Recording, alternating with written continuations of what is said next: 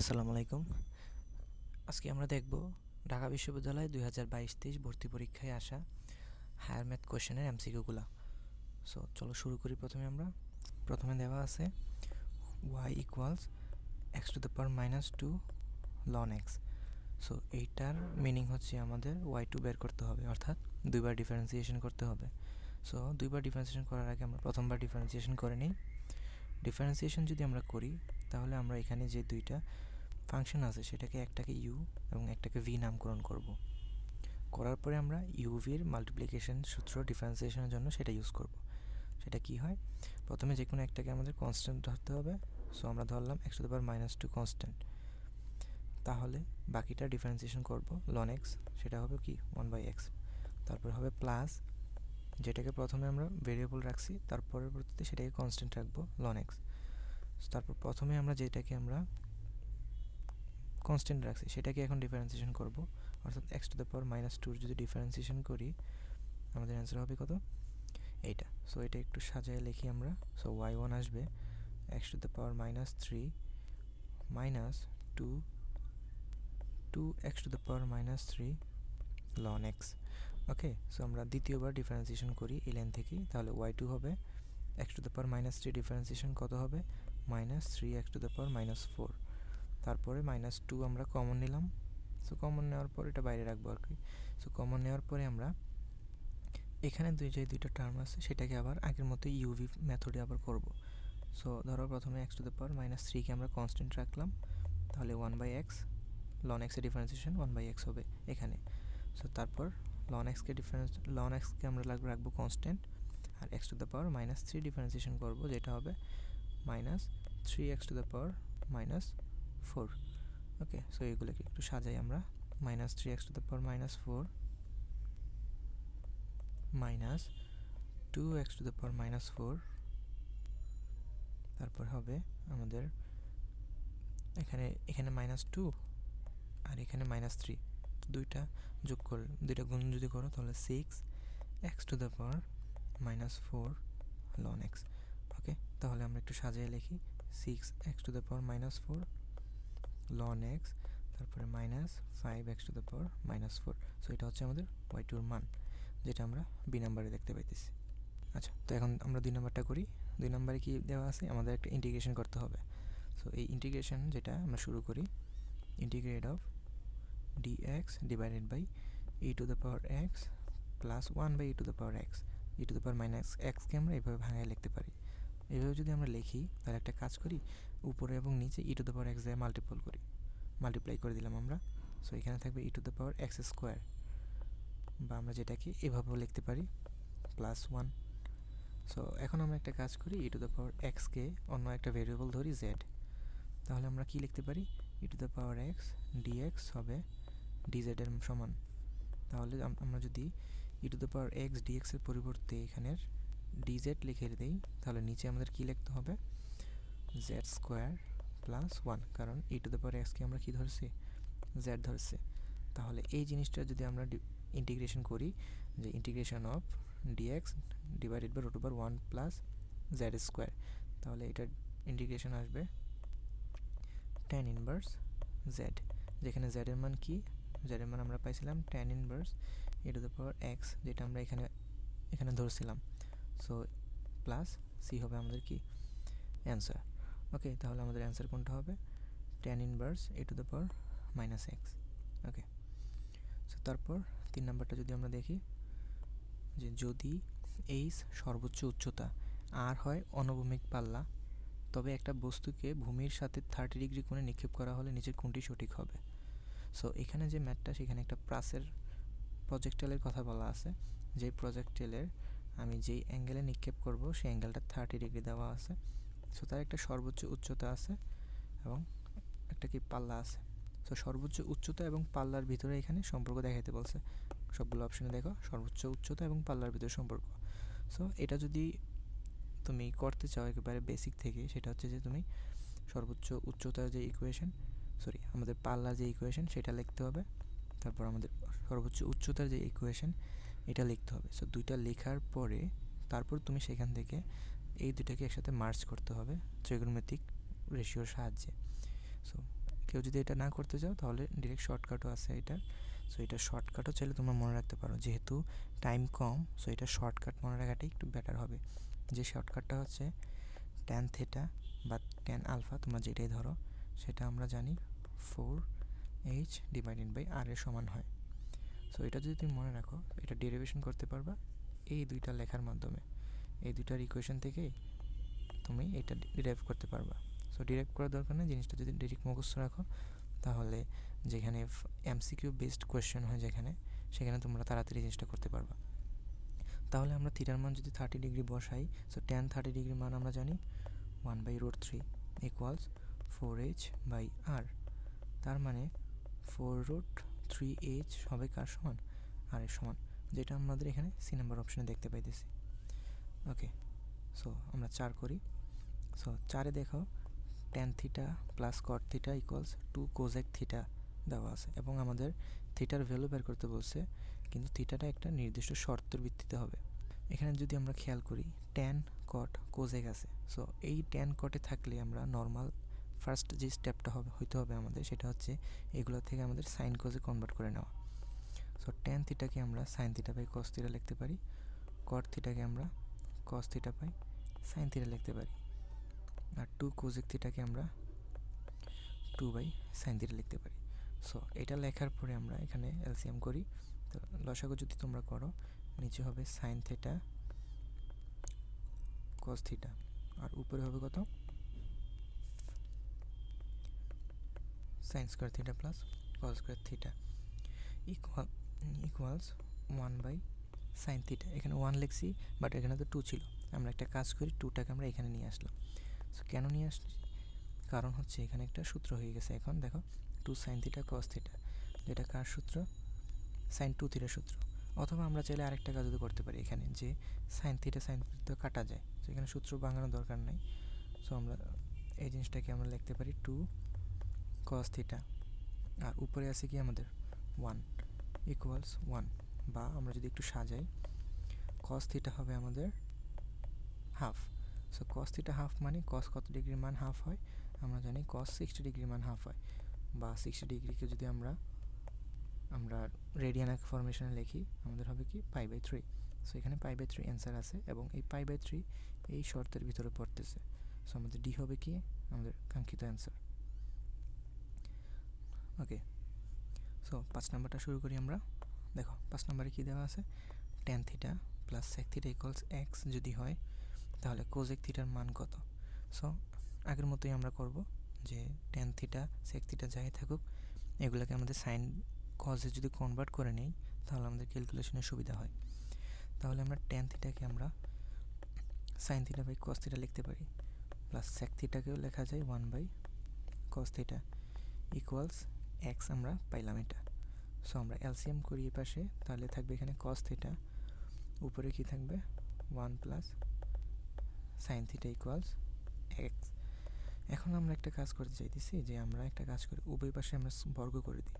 So বর্গ করলে থাকবে কি 1 + সাইন থিটা স্কোয়ার থাকবে এখানে, আর নিচে থাকবে কজ স্কোয়ার থিটা, যেখানে কজ স্কোয়ার থিটাকে আমরা আবার 1 - সাইন স্কোয়ার থিটাও লিখতে পারি, আর এই পাশে শুধু এক্স স্কোয়ার থাকবে। সো এটা যদি হয় তারপর এখানে দেখো 1 - সাইন স্কোয়ার থিটাকে আমরা a স্কোয়ার - b স্কোয়ার ফরমেশনে যদি সূত্র ভাঙি তাহলে a + b * a - b, সেটা আমরা সেই আকারে লিখতে পারি, যার মধ্যে a 1 + সাইন থিটা এই টার্মটা কিন্তু উপর থেকে এবং নিচ থেকে একটা করে কাটা যাবে। তো ফাইনালি উপরে থাকবে 1 + সাইন থিটা আর নিচে থাকবে 1 - সাইন থিটা। সো এটা যদি আমরা করি এপাশে এক্স স্কোয়ারই থাকবে।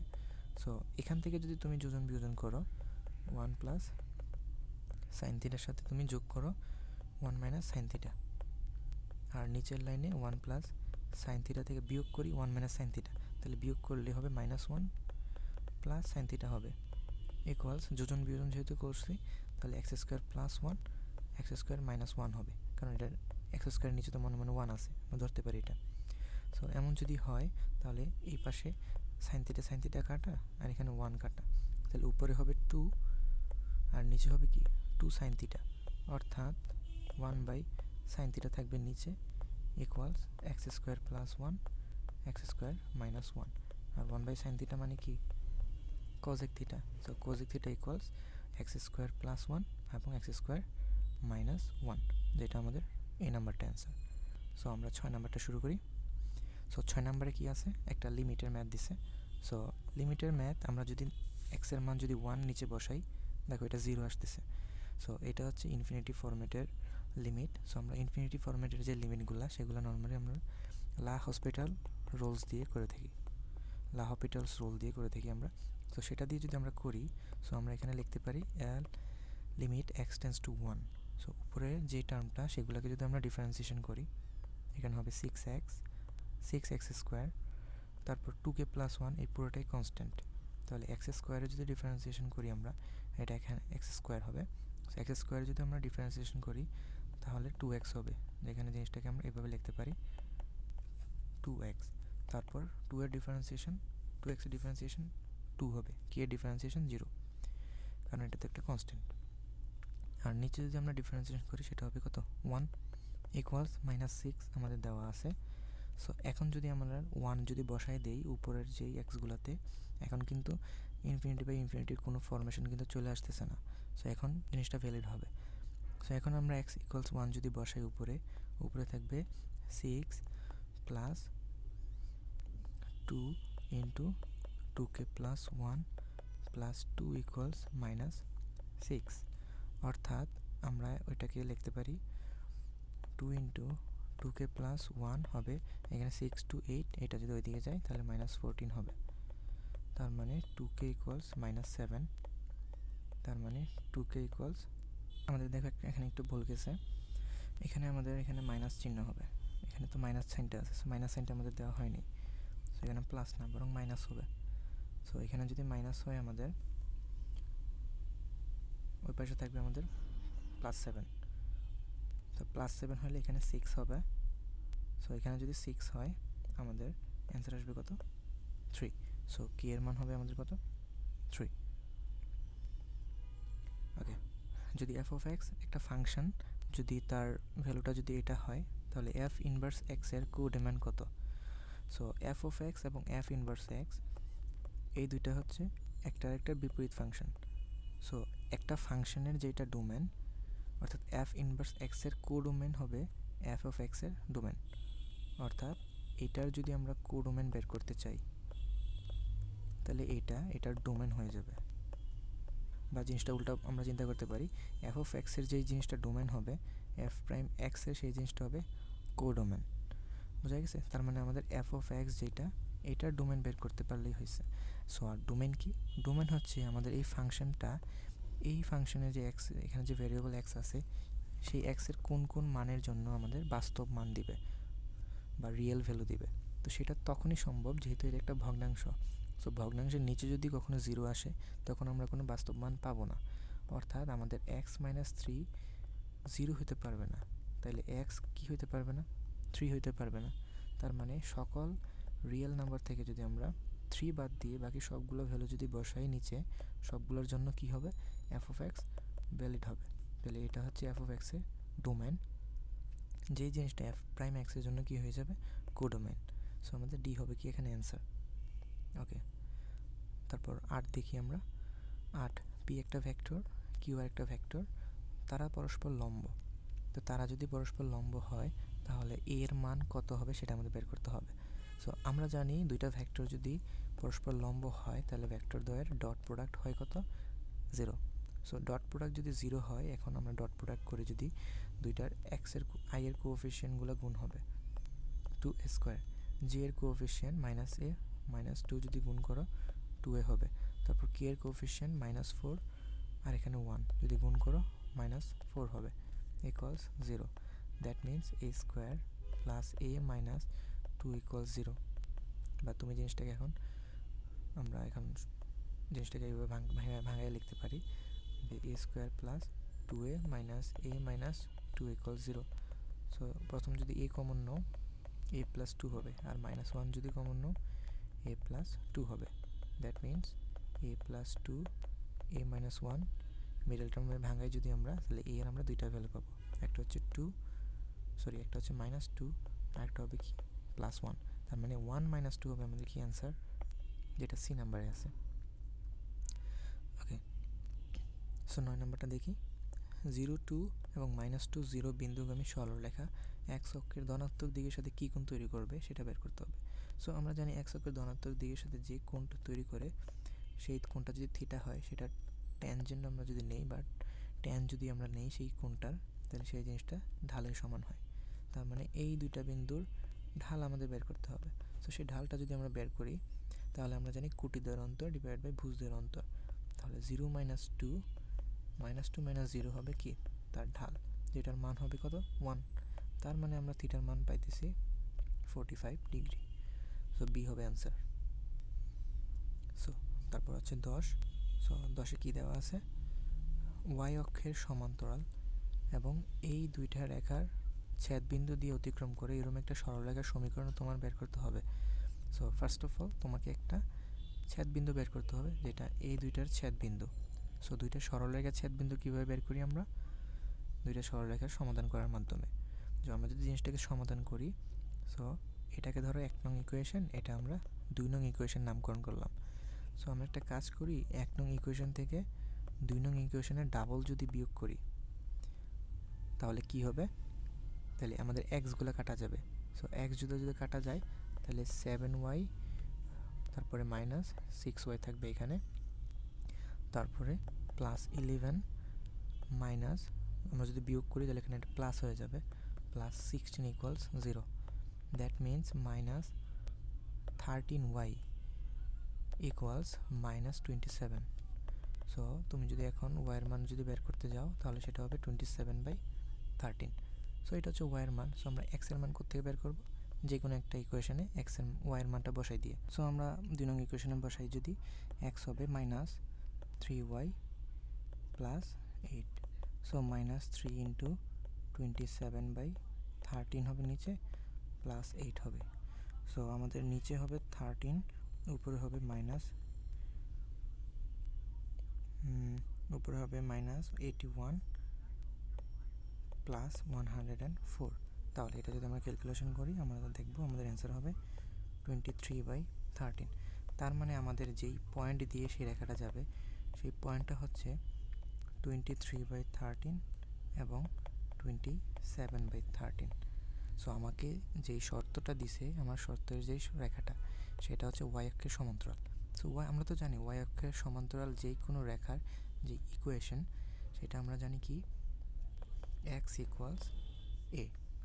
যেখানে a কি বোঝাবে, এখানে a বোঝাবে তুমি তোমার ওই রেখাটা যেই বিন্দু দিয়ে যাবে সেই বিন্দু x মূল বিন্দু থেকে কতটুকু ডানে সরতেছে। সো এখানে x এর কোঅর্ডিনেটই সেটা বোঝাবে। তাহলে 23/13 যদি তুমি এখানে বসাও তাহলে তোমার অ্যান্সার হবে 13x - 23 = 0। সো এই নাম্বার হবে আমাদের কি অ্যান্সার। ওকে, তারপর আমরা 11 নম্বরটা দেখি। সো 11 নম্বরে আমাদের দেওয়া আছে যে 7 জন সিনেটর এবং 5 জন গভর্নরের একটা দল থেকে কত উপায়ে 4 জনের সিনেটর এবং 3 জনের গভর্নর নেওয়া যাবে। সো জিনিসটাকে একটা সহজ এক্সাম্পল দিয়ে আমরা চিন্তা করি যে 7 জন সিনেটর এবং 5 জন গভর্নর। সো 7 জন মনে করলাম আমরা একটা জায়গায় আছে, তো এই 7 জন থেকে আমরা 4 জন সিনেটর আমাদের কী করতে হবে, নিতে হবে। সো আমরা একটা কাজ করতে পারি, 1 number 2 number 3 number 4 number senator নিলাম, একটা গ্রুপ করলাম, অথবা 1 2 3 তারপর 5 নাম্বার নিলাম আর একটা গ্রুপ করলাম। সো এরকম 4 জনের সিনেটরে নিতে হবে আমাদের 7 জনের মধ্যে, এবং 5 জনের গভর্নর থেকে 3 জনের গভর্নর নিতে হবে। সো এইভাবে আমরা কতটা কমিটি গঠন করতে পারবো। সো আমরা যদি আলাদা আলাদাভাবে জিনিসটা চিন্তা করি যে 7 জনের সিনেটর থেকে 4 জনের সিনেটর নেওয়া এরকম কয়টা কম্বিনেশন থাকতে পারে, তো সেটার যেই ভ্যালু সেটা হবে 7c4। অর্থাৎ 7 জন থেকে 4 জন নেওয়ার যেই কম্বিনেশনের সংখ্যা সেটা হচ্ছে 7c4। তারপরে 5 জনের থেকে কম্বিনেশন করব 3 জন করে নিয়ে। সো এই জিনিসটারও যদি কম্বিনেশনের ভ্যালু আমাদের দরকার হয় সেটা হবে কত, 5c3। অর্থাৎ 7c3 এবং 5c3 যেই ভ্যালুগুলা সেগুলো হচ্ছে আমাদের এখানে কম্বিনেশনের মান, যে কত উপায়ে আমরা কম্বিনেশন করতে পারবো। সো যখন আমরা দুইটার ভিতর থেকে অর্থাৎ দুইটার মধ্য থেকেই কিন্তু সিলেক্ট করতে হবে, অর্থাৎ টোটাল 12 জন, এর মধ্যে এই জিনিসটা দুইটাই একসাথে যখন ইনক্লুড করা লাগবে তখন আমরা জিনিসটাকে মাল্টিপ্লাই করব।